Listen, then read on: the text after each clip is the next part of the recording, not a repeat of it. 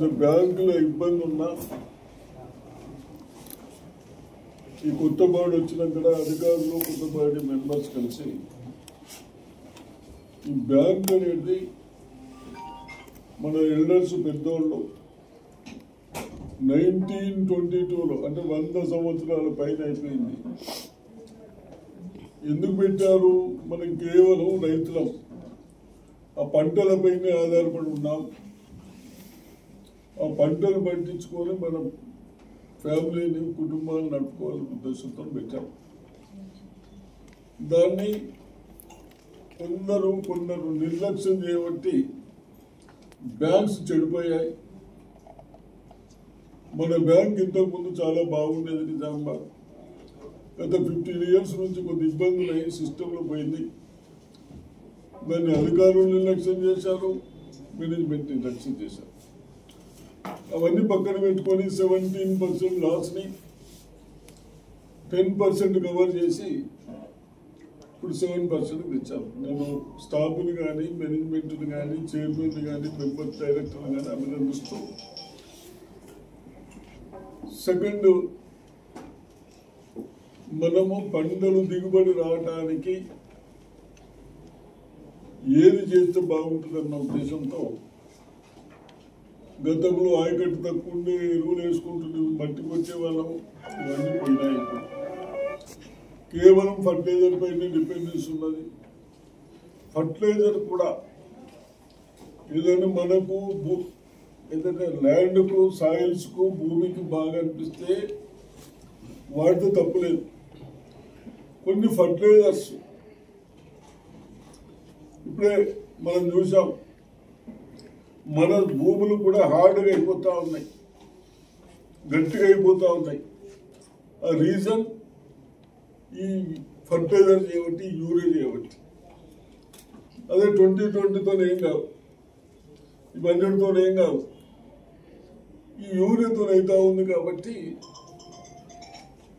మన సైంటిస్టులు కానీ గవర్నమెంట్లు కానీ ఏది బాగుంటుందన్న ఉద్దేశంతో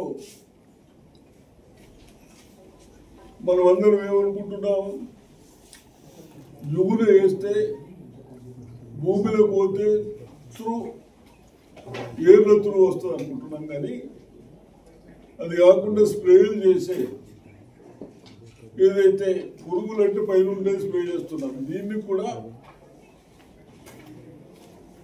వాళ్ళ సైంటిస్టులు ఎప్పుడు ఏంటంటే నానో యూరియని ఇది ఎవరిది కాదు, ఇది మనది, మన ప్రభుత్వాలే. దీన్ని స్ప్రే చేస్తే బాగుంటుంది, అటు భూమి బాగుంటుంది, పంట దిగుబడి వస్తుంది, తిన్న వాళ్ళకు కూడా బాగుంటుందని మొన్ననే మన రైస్ బయటకు పంపిస్తే రిజెక్ట్ చేశారు. ఫర్టిలైజర్ అండ్ స్ప్రేయింగ్స్ ఎక్కువ ఉన్నాయని రిజెక్ట్ చేశారు. అవన్నీ దృష్టిలో పెట్టుకొని రైతులు మన దగ్గర ఎక్కువ పంట పండించుకుంటున్నా అభినందిస్తున్నా. కానీ మనము ఏదైతే మన భూమిని చెడగొట్టుకోవద్దు, తిన్న వాళ్ళు ఆరోగ్యంగా ఉండాలి. ఈ రెండు పాటించడానికి ఈ ఎరువుని ఇది డ్రోన్లతో స్ప్రే చేయాలంటారు. తప్పనిసరిగా మీ కోఆపరేటివ్ బ్యాంక్ ద్వారా కూడా వేరే ఖర్చులు పెట్టకుండా ఒక డ్రోన్ 8 నుంచి 10 లక్షలు అంటా ఉన్నారు. ఒక రోజులో 40-50 ఎకరాలు స్ప్రే చేస్తే కొన్ని డ్రోన్లు తీసుకుందాం. దాన్ని ఆల్రెడీ కొందరు రైతులు రాజరెడ్డి ఇస్తారా బాబు, కొందరు రైతులు స్ప్రే చేస్తూ ఉన్నారు, బాగున్నది రిజల్ట్ అని కూడా చెప్తా ఉన్నారు. తప్పనిసరిగా మన దగ్గర కూడా విధంగా చేస్తూ, అదేవిధంగా మన దగ్గరికి వెళ్ళి బయట డిస్ట్రిక్ట్కు ఫర్టిలైజర్స్ పోతా ఉన్నాయి, యూరియా పోతా ఉన్నాయి. తప్పనిసరిగా రైతులు అటువంటి పనులు చేయకండి. ఇక్కడ షార్టేజ్ వస్తుంది. ఇప్పటి వరకు మనకు ఎక్కడ షార్టేజ్ కాకుండా మేము మీ దృష్టిలో పెట్టుకొని మీ బ్యాంకులు కానీ, పోయిన కలెక్టర్ కానీ, మేము కానీ ప్రజాప్రతినిధులు అందరం కలిసి ఒక సిస్టమ్ పెట్టి వాళ్ళకి షార్టేజ్ కాకుండా చేశాం. కొందరు తప్పులు చేయబట్టి ఏ ఏరియాలో తప్పులు వస్తున్నాయో ఆ ఏరియాకి ఎంత ఇచ్చినాం, ఎన్ని ఎకరాలు ఉన్నదని తీయవలసి వస్తుంది. నెక్స్ట్ మళ్ళీ మీకు ఇబ్బంది అవుతుంది, అటువంటి చేయొద్దని హెచ్చరిస్తూ, అదేవిధంగా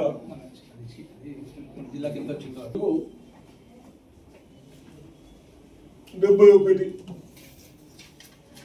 అప్పుడే మనం 65 దాకా తీసుకున్నాం. ఇవన్నీ నాకు నేను ఉండే చేయించినాం కాబట్టి పేపర్ చూసే అవసరం లేదు, చేయించినాం. తప్పనిసరిగా బ్యాలెన్స్ కూడా కొద్దిగా వస్తుంది. కానీ నేను అగ్రికల్చర్ అధికారులకు కూడా చెప్తా ఉన్నాను, ఎక్కడికి వెళ్ళేదో బయట పోతున్నాయో అది అరికట్టండి. మన దగ్గర నో షార్టేజ్, ఎవరో రిలేషన్ ఉన్నాడు, చుట్టాలు ఉంటే అది వేరే. మనం ఇక్కడ ఎక్కడైతే భూమి మీద ఆధారపడి ఉన్నామో దానికేసి బయటకి ఇచ్చి మనం ఇబ్బంది పడద్దని చెప్తా ఉన్నాను. అదేవిధంగా రేపు పంటలు కూడా కేవలం సెకండ్ క్రాప్ మేజు గురించి కూడా, మొన్ననే మేజు గురించి ఎన్నెన్నో అయితే పేపర్లు వచ్చాయి, ఈనాడు వచ్చింది, చాలా బాగా రాశారు. ఆ విధంగా మేజు కానీ ఇతర క్రాప్స్, గతంలో మనం షుగర్ ఫ్యాక్టరీ ఉన్నప్పుడు మన పెద్దవాళ్ళు ఏం చేస్తూ ఉంటాయి, 2 years షుగర్ కేన్ పెట్టి చెరుకు తోట పెట్టి ఆ 2 సంవత్సరాలు దానికి రెస్ట్, వేరే పంట, మళ్ళీ అక్కడ ప్యాడీ పెడుతుంటారు, కొత్త దాంట్లో షుగర్ కేన్ పెడతా ఉంటుంది. అగ్రికల్చర్ ఆఫీసర్లు కూడా ఇవన్నీ అవేర్నెస్ చేయండి. ఊపిరైనా పోయి ఊళ్ళు తిరుగుడు కాదు, అవేర్నెస్ చేయండి. తప్పనిసరిగా రైతులు అవేర్నెస్ చెప్తా ఉంటాయి. అదేవిధంగా నాకు యూరియా గురించి కూడా చెప్పండి, ఏం బెనిఫిట్స్ ఉన్నాయి. మేమే అనుకుంటుంటాం భూములకు వేస్తే లాభం మంచిది, కానీ భూములకు వేయకుండా ఎక్కడైతే అవసరం ఉంటుందో అక్కడనే ఇస్తే మంచి ఈళ్ళు వస్తుందని చెప్తా ఉన్నాం. కాబట్టి అన్ని ప్రచారం చేయాలని చెప్తూ తప్పనిసరిగా రైతులకు కూడా టీవీలలో కూడా దీని గురించి బాగా ప్రచారం చేయాలని చెప్తున్నాను. తెలుగులో న్యూస్ కి ఫాస్టెస్ట్ యాప్ ఇప్పుడు టోటల్లీ న్యూ అవతార్లో జస్ట్ 5 seconds లో కంప్లీట్ న్యూస్. సోషల్ మీడియాలో ట్రెండ్స్ కి one stop solution. Live TV app voice search option తో ఇప్పుడే డౌన్లోడ్ చేయండి లేదా అప్డేట్ అయిపోండి. యాప్ లింక్ డిస్క్రిప్షన్ లో ఉంది.